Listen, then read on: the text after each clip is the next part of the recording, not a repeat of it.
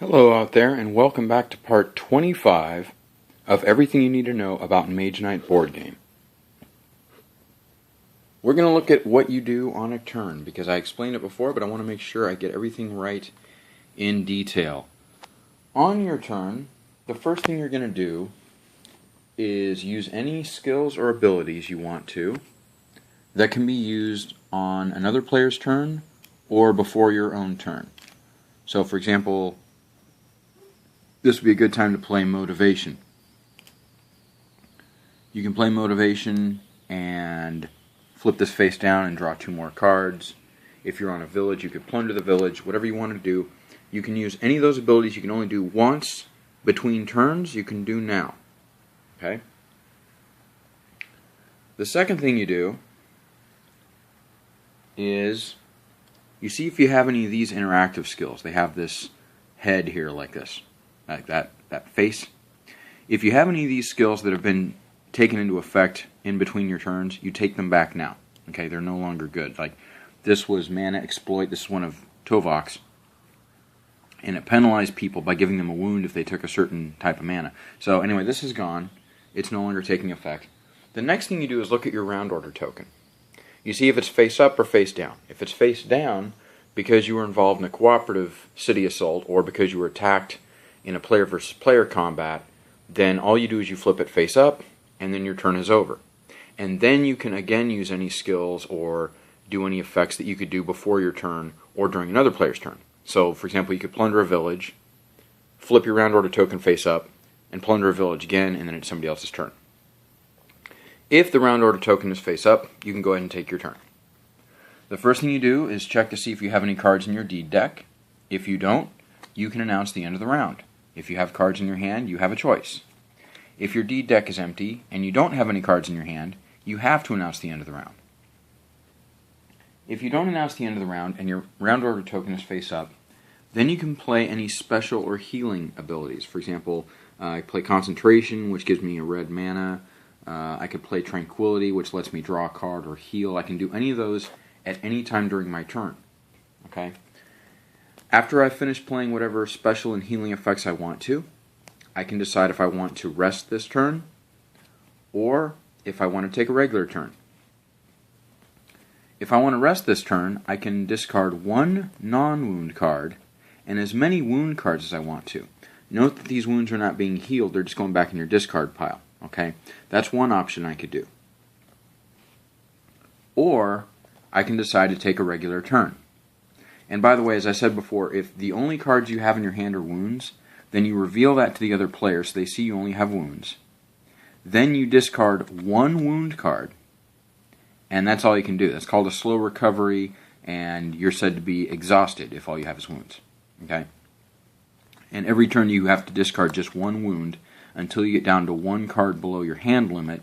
Then at the end of the turn you can draw a card, and then you can rest by discarding that non-wound card on the next turn, as well as any wounds. Okay, a regular turn, you're allowed to take 1 optional movement. That means you can play any cards like Swiftness, I have March, you can play any move cards you want to that have this boot up here in the upper left-hand corner.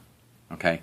As soon as you take your first action, as soon as you start using influence to buy things or to interact with locals, as soon as you initiate combat, or if you're forced into combat because your movement provokes an orc or draconum, then at that point your movement immediately ends and it's now the action part of your phase. Also, you can't start the action part of your phase until your movement ends. So those have to be 2 completely distinct and separate phases. Again, any special abilities you can use at any time during your turn. Any healing effects you can use any time during your turn, except during combat. So you can't play this and then heal a unit that got injured, that took damage, and then use them again in that same combat. Okay, you can only do healing effects before or after combat. After you've rested or done your optional movement and your optional action phase, you can again use any special or healing effects that you want to, and then you begin your end of turn sequence. Now there are actually 7 things you do at the end of your turn. The first thing you do is take any mana dice that you had. In this case I have 2 mana dice because I had a special card that allowed me to. re-roll it and put it back on the source. Now the next person can see what dice are available, and they can begin their turn while you're processing your end of turn. The second thing you do is look at the map and see if you're on a safe space. If you're on a space with an unconquered enemy, if you're on an unconquered fortified site, if you're on another player's space, if you're on a lake or a mountain, anything like that, it's considered to be an unsafe space. And you have to engage in what's called forced withdrawal, which means you have to backtrack to get to a safe space, and for each space you backtrack, you're going to take a wound. The third thing you do is clear up your play area. Take all the mana tokens that you used during your turn, return them to the bank, take any cards that you played, and discard them. Okay. The fourth thing you do is look again at the map, and if you're on a magical glade, you can throw away a wound from your hand or from your discard pile. If you're on a crystal mine, you help yourself to a crystal of that color. Any benefit you would get from the space you're on, you take advantage of now. Okay, that's the fourth thing. The fifth thing you do is take your rewards. If you have any combat rewards coming in their crystals, you're going to roll one of these mana dice, not the ones on the source. Roll this mana dice to determine which crystals you get. Remember, you can only have up to 3 crystals of any one color in your inventory. Okay? And if you're rolling for it and you get gold, then you choose the color. If you roll for it and you get black, then you get +1 fame instead. Then you choose any artifacts you have coming. You draw as many cards off the artifacts deck as you have artifacts. For example, in ruins, you're either going to get 1 or 2 artifacts. So you would draw 1 more than that number of cards, decide which artifact you're going to keep, return the other card to the bottom of the artifact deck, and you're done. If you're getting spells, you take 1 card from the spells offer. You then move the other cards down and replenish the offer by drawing the top card off the deck. If you're getting units, you take a unit of your choice and put it down here. You make sure that you have a command token available. If not, you have to disband a unit. Now, if you're about to level up and you're about to get a command token, then you can wait on doing that until you've got your other command token. Okay? And that brings us to leveling up. If you're leveling up to an odd numbered round where you get a command token, you're just going to take the top token here, flip it over, and you either get more armor or a bigger hand size. You can also control 1 more unit. If your level up is to an even numbered level, you're going to take the top 2 skills from your skill pile here. You're going to look at them and decide if you want one of these. You can keep it, discard the other one to the common skills offer. And then you can choose any of the 3 advanced actions in the advanced action offer. Or you can discard both of these and take the common skill in the skill offer that belongs to somebody else, that another player discarded.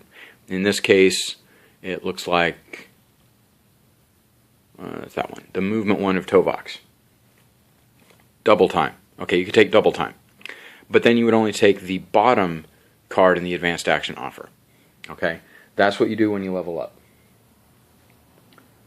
The last thing you do is you draw cards.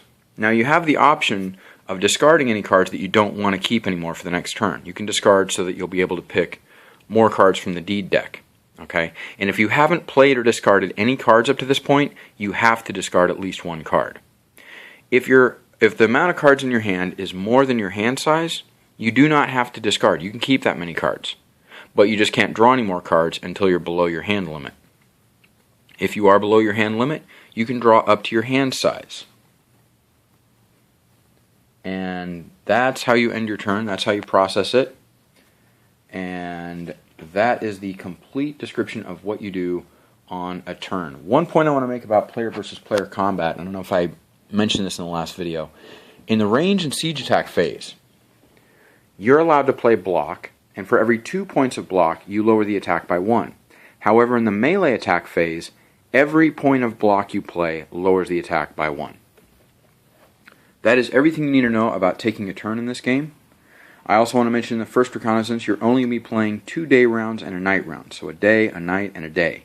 If you haven't located the city by then, the game's over. But that's everything you need to know about Mage Knight board game, part 25. Next time we're going to look at cooperatively assaulting a city.